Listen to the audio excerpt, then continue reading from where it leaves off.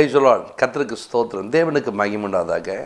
தேவனின் வார்த்தை வெளிப்படும் நேரத்தில் தேவனுடைய வார்த்தைகளை நம்ம எடுத்துக்கொண்டு ஒவ்வொரு நாளும் வாழ கற்றுக்கொள்ள வேண்டும். தேவனுடைய பிள்ளைகளாக இருக்க நம்முடைய வாழ்க்கையில் அநேக நேரங்களில் அநேக விதமான சூழ்நிலைகள் மாறும். அப்போதெல்லாம் நம்ம என்ன பண்ணுவோம்னா, நிறைய நேரங்களில் கர்த்தரை தேடுவதை விட்டு விடுகிற ஒரு கூட்டமாக இருக்கக்கூடாது. கர்த்தர் மேலே நம்பிக்கை இருக்கணும். ஒரு கூட்டம் பாருங்கள், ஏதாவது ஒரு கதைகளை வந்து சொல்லும்போது அதைகளை கேட்டு அவைகளை நம்பிக்கொண்டு வாழ்கிற ஜனமாக இருக்காங்க. இன்றைக்கு அநேக விதமான காரியங்களை நம்புகிற ஜனங்கள் ஏன் தேவனுடைய வார்த்தைகளை நம்பிக்கை இல்லை?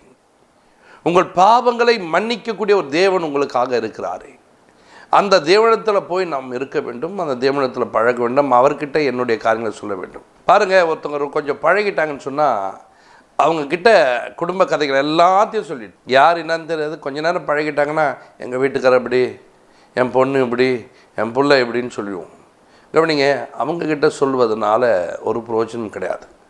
நம்முடைய தேவன்கிட்ட நாம் சொல்லி, நான் இந்த நிலைமையில் இருக்கிறேன், என்னுடைய குடும்பத்தில் இருக்கவங்க இப்படி இருக்காங்க, என்னுடைய வாழ்க்கை இப்படி போயிட்டுருக்கு, இதை மாற்றிக்கொடு ஆண்டவர்னு சொல்லிட்டு தேவனிடத்தில் நாம் சொல்ல வேண்டும்.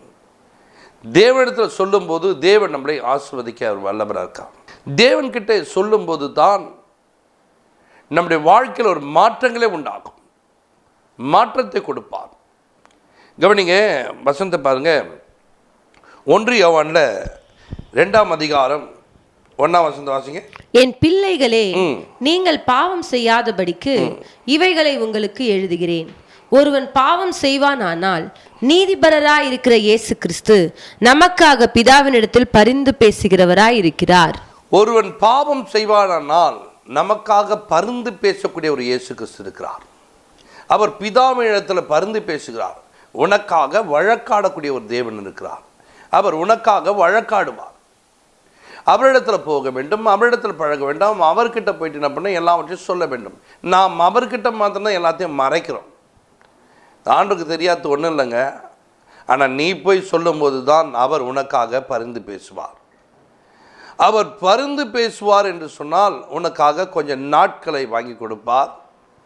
உன் பாவங்களை மன்னிக்கும்படிக்கு தேவனிடத்தில் கேட்பார். நாம் இன்றைக்கு அப்படியாப்பட்ட காரியங்களை விரும்புவது இல்லை.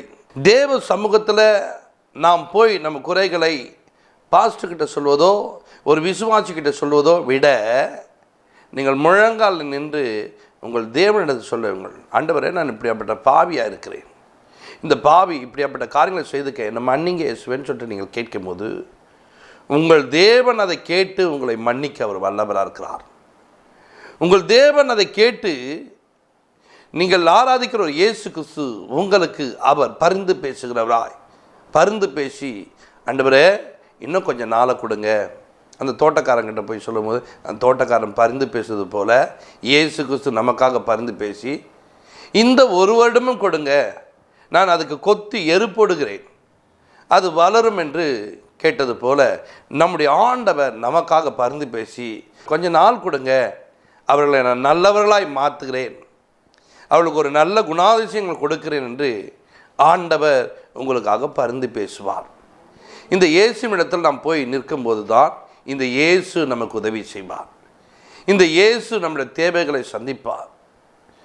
நாம் இன்றைக்கு இயேசு கிறிஸ்துவை அப்படி நம்புகிறோமா? நம்பி நம்முடைய காரியங்களை சொல்லுகிறோமா அப்படின்னு பாருங்கள். நிறைய நேரத்தில் நம்பிக்கை உள்ளவன் எல்லாத்தையும் சொல்லுவான், நம்பிக்கை இல்லாதவன் எதுவும் சொல்ல முடியாது. இன்றைக்கி நிறைய பேர் இயேசுவை தேடுகிறீர்கள், தேவனை ஆராதிக்கிறீர்கள், தேவ சமூகத்துக்கு வரீங்க, நீங்கள் உங்கள் பிரச்சனை முழுதும் தேவனிடத்தில் சொல்லுவது குறைவாக இருக்குது. தேவன்கிட்ட உங்களை முழுமையாக என்ன பண்ணுங்க சொல்லுங்கள். தேவனிடத்தில் முழுமையாக சொல்லும் போது தான் தேவன் உங்களுக்கு அவர் உதவி செய்வார். தேவனை அப்படி முழுமையாக நம்பக்கூடிய ஒரு மனிதராக மாற வேண்டும். 2 நாளாகமத்தில் 20ஆம் அதிகாரத்தில் 20ஆம் வசனத்தை நீங்கள் வாசிக்கும்போது, அவர்கள் அதிகாலமே எழுந்திருந்து தெக்கோவாவின் வனாந்திரத்துக்கு போக புறப்பட்டார்கள். புறப்படுகையில் யோசபாத் நின்று, யூதாவே, எருசலேமின் குடிகளே கேளுங்கள், உங்கள் தேவனாகிய கர்த்தரை நம்புங்கள், அப்பொழுது நிலைப்படுவீர்கள், அவருடைய தீர்க்கதரிசிகளை நம்புங்கள், அப்பொழுது சித்தி பெறுவீர்கள் என்றான். கவனிங்க, கர்த்தரை நம்புங்கள், அப்பொழுது நிலைப்படுவீர்கள். கர்த்தரை ஒரு மனிதன் நம்பும்போது அவன் வாழ்க்கையில் ஸ்திரமற்று போகிற ஒரு காரியங்களை ஸ்திரப்படுத்துகிற தேவனாக இருக்கிறார். இன்றைக்கு நம்முடைய வாழ்க்கை ஒரு தடுமாற்றத்துக்குள்ளே போகிறதா? என் வாழ்க்கையில் ஒரு பிரச்சனையோடு இப்படி வாழ்ந்துக்க, என்ன நடக்க போதோ தெரியலன்ட்டு கர்த்தரை நம்பிப்பாரு, நீ அங்கே ஸ்திரப்படுகிற ஒரு மகனாய் மாறுவ. அப்போ தான் உன் வாழ்க்கையில் ஒரு பெரிய மாற்றத்தை பார்க்கணும், நிலைப்பட முடியும், நிலை உள்ளவனாய் காணப்பட முடியும். இன்றைக்கு நம்முடைய வாழ்க்கையில் ஒரு பெரிய நம்பிக்கையை தேவன் மேலே வைக்க வேண்டும். நீங்கள் தேவன் மேலே ஒரு நம்பிக்கை வைத்து பாருங்கள். நான் ஆராதிக்கிற இயேசு என்னை இந்த வியாதியிலிருந்து அவர் குணமாக்குவார். நான் செய்த பாவத்தை நான் அவரிடத்தில் அறிக்கையிடப் போகிறேன். அவர் என் பாவத்தை கேட்டு என்னை தண்டிக்கிறவரில் என் பாவத்தை கேட்டு எனக்காக இரக்கம் செய்கிறவர், என் பாவத்தை மன்னிக்கக்கூடியவர், எனக்கு அவர் உதவி செய்வார் என்பதை நீங்கள் விசுவாசிக்க கற்றுக்கொள்ளுங்கள். நீங்கள் தேவ சமூகத்தில் போயிட்டு ஆண்டவரிடத்தில் மன்னிப்பு கேளுங்கள். ஆண்டவரே, உம்மை நம்புகிறேன், நீர் எனக்கு உதவி செய்வீர் என்பதை நம்புகிறேன், உம்மிடத்தில் வந்திருக்கிறேன், என் பாவத்தை மன்னியும், என்னை குணமாக்கும் என்று கேளுங்க. உங்களுக்கு பாவம் செய்வான் என்று சொன்னால் அவனுக்காக பரிந்து பேசுகிற இயேசு உனக்காக பரிந்து பேசி பிதாவினிடத்திலிருந்து சுகத்தை பெற்றுக் கொடுக்கிற ஒரு தேவனாக இருக்கிறார். ஆனால் நாம் இன்றைக்கு அவரை நம்புவதில்லை. டாக்டர் நம்புகிறோம், நாட்டு வைத்தியம் எங்கே சொன்னாலும் அங்கே ஓடுகிறோம், அதை நம்புகிறோம், விடிய காலமே எழுந்து ஓடுவோம். அப்படிலாம் ஓடுகிற ஜனம் உன் பக்கத்தில் இருக்க ஒரு தேவன் இடத்துல போ, அவரிடத்துல முழங்கால் படிடு, உன் வீட்டுக்குள்ளே அவர் வருவார். அவரிடத்துல என்ன பண்ண முறையீடு, நான் இப்படி பாவம் செய்து விட்டேன் ஆண்டவரே, நான் இன்றைக்கு உம்மை நம்புகிறேன், நான் சுத்தி பெறுவேன் என்று வேதம் சொல்லுகிறது. நான் சுத்தி பெறும்படிக்கு என் வாழ்க்கையில் நான் சிரமற்று போன நான் ஸ்திரமடைய சுகமடைய என் வாழ்க்கையில் நான் நல்லா இருக்க எனக்கு நீங்கள் உதவி செய்யுங்கன்னு சொல்லிட்டு நீங்கள் அவரிடத்துல கேட்க கற்றுக்கொள்ளுங்கள். நீங்கள் கேட்கும்போது கர்த்தர் உங்களை ஆசீர்வதிப்பார். உங்கள் தேவன் உதவி செய்வதாக இருக்கார். சங்கீத புஸ்தகத்தில் 62:8 வாசிங்க. ஜனங்களே, எக்காலத்திலும் அவரை நம்புங்கள், அவர் சமூகத்தில் உங்கள் இருதயத்தை ஊற்றி விடுங்கள், தேவன் நமக்கு அடைக்கலமாய் இருக்கிறார். கவனிங்க, ஜனங்களே எக்காலத்திலும் என்ன பண்ணுமா? அவரை நம்ப வேண்டுமா? எந்த காலத்திலும் அவரை நீங்கள் நம்ப வேண்டும். நீங்கள் நம்பிக்கை உள்ளவர்களாக இருக்க வேண்டும். எக்காலத்திலும் என்று சொல்லிருக்குது. ஒரு 10 நிமிஷம் நம்பிட்டு போங்கன்னு சொல்லவில்லை, எக்காலமும் தேவனை நம்ப வேண்டும். தேவனை நாம் நம்புகிற ஒரு குடும்பமாய் காணப்பட வேண்டும். நாம் அப்படி நம்பும்போது நம்முடைய தேவன் நம்மளை ஆஸ்வதிப்பார். நம்முடைய தேவன் நமக்கு அடைக்கலமாய் வருவார். அடைக்கலம் என்று சொன்னால் உனக்கு அவர் பாதுகாப்பாக இருப்பார். உன் பிரச்சனையில் யார் எனக்கு உதவி செய்வார்னு எதிர்பார்த்து கொண்டிருக்கே, நீ அவரை நம்பும்போது உன் தேவன் உனக்கு அடைக்கலமாக இருப்பார். நீ நம்பும்போது உன் தேவன் உனக்கு பாதுகாப்பாக இருப்பார். நீ நம்பக்கூடிய மகனாய் மாறு. நீ நம்பிப்பாரு. கர்த்தர் உன்னை ஆசீர்வதிக்கிற ஒரு தேவனாக இருக்கிறார். கர்த்தர் உன்னை தேற்றுகிற தேவனாக இருக்கிறார். கவனிங்க, இன்றைக்கு அந்த நம்பிக்கை நமக்குள்ள இல்லாதனால்தான் எனக்கு யாருமே இல்லைங்க, எனக்கு யாரும் உதவி செய்யணுங்க, ஆண்டவர் தாங்க நம்புறான்னு சொல்லிட்டு ஆண்டவர் கூட ஏனோத்தான் நம்பின்னு யார்கிட்ட போனால் என்ன கிடைக்குன்னு சொல்லிட்டு உன் தேவனை நம்பிப்பார். உனக்கு அவர் அடைக்கலமாக இருப்பார். உனக்கு வேண்டியதை கொடுப்பார். இஸ்ரவேலின் தேவனிடத்தில் அடைக்கலமாய் வந்த உனக்கு பார்த்தீங்களா, ஒரு புறஜாதியிலேருந்து வராங்க, மோபிய பெண்ணு வராங்க, இஸ்ரவேலின் தேவனிடத்தில் அடைக்கலமாக வராங்க. அவளுக்கு வேண்டிய நன்மைகள்லாம் செய்து அனுப்புகிற ஒரு தேவனாய் இருக்கிறார். இஸ்ரவேலின் தேவனிடத்தில் யார் ஒருவர் வந்தாலும் அவனை ஆண்டவர் அடைக்கலம் எப்படி தெரியுமா? அவனுக்கு வேண்டியதை கொடுக்கிற ஒரு தேவன். இன்றைக்கு நீ அவரிடத்துல வந்து பார், உன் வியாதி மாறும், உன் கடன் மாறும், உன் கண்ணீர் துடைக்கப்படும், உன் வாழ்க்கை ஆசீர்வாதம் இருக்க. உங்களை தான் நம்புகிற ஆண்டவரை, நீர் என்ன ஆசீர்வதிங்க, உங்களை தான் நம்புகிறேன், நீங்கள் என் தேவையை சந்திங்கன்னு சொல்லி எக்காலமும் அவரை நம்பி பாருங்கள், அவர் உங்களை ஆஸ்வதிப்பார். சங்கீதம் 115:10 வாசிங்களேன். ஆரோன் குடும்பத்தாரே, கர்த்தரை நம்புங்கள், அவரே அவர்களுக்கு துணையும் அவர்களுக்கு கேடகமாயிருக்கிறார். ஆரோன் குடும்பத்தாரே, கர்த்தரை நம்புங்க. அவர்களுக்கு அவர் என்ன பண்ணுறான்? துணையாக இருந்தாராம், கேடகமாக இருந்தாராம். இந்த தேவனை நீங்கள் நம்பி பாருங்கள், இந்த தேவன் உங்களை ஆஸ்வதிப்பார். இந்த ஆரோன் குடும்பத்தை குறித்து ஏன் சொன்ன? ஆரோனுக்கு விரோதமாய் அநேகர் எழும்பினார்கள். அவன் மாத்திரம்தான் ஆலயத்துக்குள்ள இருக்கணுமா, அவன் மட்டும்தான் தூபம் காட்டணுமா, அவன் மட்டும்தானா சொல்லிட்டு அப்படி எழும்பும்போது ஆரோனுக்கு ரொம்ப கஷ்டம். என்ன எனக்கு விரோதமாக இப்படியெல்லாம் எழும்புறாங்களே.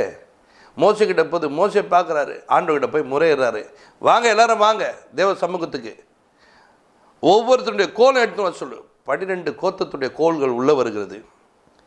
ஆரோன் கர்த்தரை நம்புகிற ஒரு மனிதன், மோசே கர்த்தரை நம்புகிற மனிதன். கர்த்தருடைய சமூகத்தில் காத்திருந்தார்கள். ஒவ்வொரு கோல் மேலே பேர் எழுதுன்னு சொன்னார்.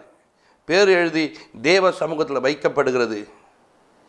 தேவன் இந்த ஆரோனுக்கு துணையாக இருக்கிறார் என்பதை மற்றவள் பார்க்கும்படிக்கு, கவனிங்க, இந்த காய்ந்து போன ஒரு கோல், பட்டு போன ஒரு கோல், அந்த கோலானது எப்படி மாறுகிறது தெரியுங்களா? அந்த கோல் ஒரே இரவில் துளிர்க்க ஆரம்பித்தது. நீங்கள் தேவன் மேலே நம்பிக்கை வைக்கும்போது இந்த ஆரோன் குடும்பத்தாரை நம்ப வைக்க சொன்னது ஏன் தெரியுமா? இந்த ஆரோன் குடும்பத்தாருக்கு தேவன் இப்படி நன்மை செய்தார். ஆரோன் குடும்பத்துக்குள்ளே வந்திருக்கிற போதகர்களே, இன்றைக்கு நீங்கள் யாரும் நம்பிக்கையற்று இருக்கிறீங்களா? உங்களுடைய சபையை, உங்களுக்கு உண்டான காரியங்களை தேவன் ஒரே இரவில் துளிர்க்க பண்ணுகிற தேவன், ஒரே இரவில் பூக்க பண்ணுகிற தேவன், ஒரே இரவில் கர்த்தர் காய்க்க பண்ணி வாதுமை பழங்களை தந்து அநேகருக்கு முன்பாக மேன்மையாக ஆரோனை வைத்தது போல உங்கள் ஊழியங்களை கர்த்தர் வைப்பார். உங்கள் ஊழியங்களை கர்த்தர் உயர்த்துவார். உங்கள் ஊழியங்களில் ஒரு இரவு போதும் கர்த்தர் உங்களுக்கு அற்புதம் செய்ய. என் வாழ்க்கையில் இவ்வளோ காரியங்கள் நடந்துச்சு, சபையில் இருக்கவங்களாம் பின்மாற்றமாக போகிறாங்க, சபையில் ஆத்துமங்கள்ல, கவலைப்படாத, நம்பிப்பார், ஒரு இரவு போதும் கர்த்தர் உன் வாழ்க்கையில் பெரிய காரியங்கள் செய்வார். நீ ஆராதிக்கிற தேவன் பெரியவர், பலத்த காரியங்கள் செய்யக்கூடியவர். தேவன் உனக்கு ஒரு இரவிலே அற்புதம் செய்கிறவர், ஒரே இரவிலே உனக்கு மாற்றத்தை கொடுக்கிறவர், ஒரு இரவில் உன் தேவை முழுவதும் சந்தித்து உன்னோடு நான் இருக்கிறேன், உனக்கு நான் துணையாக இருக்கிறேன் என்று தேவன் உனக்கு துணையாய் நிற்கிறவராக இருக்கிறார். கவனிங்க, இன்றைக்கு என்னுடைய சபையில் எப்படி மாறிடுச்சு, அப்படி கவலைப்படாத விசுவாசிகளே, உங்கள் வாழ்க்கை எப்படி மாறிச்சு, கவலைப்படாத. நீ கர்த்தரை நம்பிப்பார். நீ நம்புகிற தேவன் உனக்கு ஒரு பெரிய காரியம் செய்வார். உன் நம்பிக்கை ஒருபோதும் வீண் போகாது என்று சொல்லியிருக்கிறார். நம்பிக்கையை ஒரு நாளும் வீணாகாது. நீ நம்புகிறது அவராலே வரும். கர்த்தர் தருவார், கர்த்தர் செய்வார். நீ நம்பிக்கை உள்ளவனாய் காணப்படு. நீ நம்பிக்கை உள்ளவனாய் இரு, உன் தேவன் உன்னை ஆஸ்வதிப்பார். அதில் 11 வசனம் வாசிங்க. கர்த்தருக்கு பயப்படுகிறவர்களே கர்த்தரை நம்புங்கள். கர்த்தருக்கு பயப்படுகிற ஜனங்களை குறித்து அவர் சொல்கிறார், கர்த்தருக்கு பயப்படுகிறவர்களே நீங்க கர்த்தரை நம்புங்க. அவரே அவர்களுக்கு துணையும், அவரே அவர்களுக்கு துணையும், அவர்களுக்கு கேடகமாய் இருக்கிறார். கவனிங்க, உனக்கு துணையா இருப்பாராம், கேடகமா இருப்பாராம். கர்த்தரை நம்புறேன் அப்படின்னு சொன்னா, கர்த்தருக்கு பயப்படுற ஜன கர்த்தரை நம்ப வேண்டாம். கர்த்தருக்கு பயப்படுறங்கன்னு சொல்லிட்டு ஆலயத்துக்குள்ள பார்த்து ஆனால் கர்த்தரை நம்பாமல் இருக்குது. ஐயோ ஆண்டவர் அடிச்சுட்டு வருங்க, ஆண்டவர் எப்படி பண்ணுறோம் எப்படி பண்ண, இப்படியெல்லாம் இருக்கிற நீ கர்த்தரை நம்பிப்பார், உனக்கு துணையாக இருப்பார், உனக்கு கேடகமாக இருப்பார். ஆபிரகாமுக்கு ஆண்டவர் துணையாக இருந்தார், கேடகமாக இருந்தார். இந்த ஆபிரகாமை கவனிங்க, எதிர்த்து வந்த மனிதர் முன்பாக தேவன் ஜெயம் எடுக்க வைத்தார், ஜெயத்தை கொடுத்தார். அவருடைய வாழ்க்கை ஒரு பெரிய ஆசீர்வாதத்துக்குள்ளே போயிடுச்சு. இன்றைக்கு உன்னுடைய வாழ்க்கை ஆசீர்வாதமாக மாறணுமா? 5 ராஜாக்கள் வராங்க, அவங்க மத்தியில் இந்த சின்ன கூட்டத்தார் போயிட்டு ஜெயித்து கொண்டு வருவதுக்கு அப்படின்னா ஆண்டவர் ஆபிரகாமோடு இருந்தார், ஆபிரகாமோடு துணையாக இருந்தார், ஆபிரகாமுக்கு கேடகமாக இருந்தார். ஆபிரகாமை எதிர்க்கிற மனிதர்கள் முன்பாக தேவன் கொண்டு ஜெயத்தை தருகிறார். இப்போ பாருங்க, இப்படி தான் தேவன் நம்மளை நடத்த வல்லவராக இருக்கார். கூட வந்தவங்களாம் கேட்குறான், அந்த மனிதர்களை என்னிடத்தில் கொடுத்துடுங்க, மனிதனை என்னிடத்தில் கொடுத்துங்க, நீ பொருட்கள் எடுத்துக்க. நான் இதில் ஒரு சரட்டை கூட எடுத்துக்க மாட்டேன். ஏன் தெரியுமா? எனக்கு துணையாக அவர் இருக்கிறார், எனக்கு கேடகமாக இருக்கிறார், அவர் எனக்கு உதவி செய்வார், அவர் என் தேவையை சந்திக்கிறவன் சொல்லிட்டு அவரை நம்பி அவர் வாழக்கூடியவராக இருக்கிறார். நான் உன்னிடத்துலேருந்து வாங்க மாட்டேன், என் தேவன் என்னை ஆசீர்வதிக்கிறேன்னு அவரை நம்பினார். இந்த நாளில் கூட நீங்கள் இந்த நிகழ்ச்சியை பார்த்து கொண்டுங்க, நீங்கள் கர்த்தரை நம்பி பாருங்க, கர்த்தர் உங்களை ஆசீர்வதிக்க வல்லவரக்கா. ஜெபிப்போம். பரலோக பிதாவே, உம்மை நம்புகிற ஜனங்களை நீர் ஒருபோதும் கைவிடாதவர் ஆண்டவரே. இன்றைக்கு அநேகர் நான் பாவம் செய்து விட்டு என் வாழ்க்கை அவ்வளோதான் சொல்லிட்டு யாரெல்லாம் இருக்கிறார்களோ அவர்களுக்காக, என் பிள்ளைகளே நீங்கள் பாவம் செய்யணும்னா உங்களுக்காக பரிந்து பேசுகிற ஒரு இயேசு இருக்கிறார். இந்த இயேசு பரிந்து பேசுவா, இந்த இயேசு என்னை குணமாக்குவா, இந்த இயேசு என்னை வாழ வைப்பா, இந்த இயேசு எனக்காக பிதாவினிடத்தில் சுகத்தை பெற்று தருகிறேன்னு சொல்லிட்டு அவரை நம்பி ஜீவிக்கிற ஜனங்களாய் ஒவ்வொருவரும் வாழ கர்த்தாவே கிருபை செய்யும், ஆசீர்வதியும். ஒவ்வொருவரோடு ஆண்டவரே நீர் குடந்து சுகத்தை பலத்தை கொடுத்து நீர் கேடகமாய் துணையாயிருப்புன்னு சொன்ன இவளோடு கூட இரும். ஆசீர்வதியும், பெரிய காட்சி ஏசு கிறிஸ்துவ ஜெபங்களை இருக்கும் நல்ல பிதாவே. ஆமென். God bless you.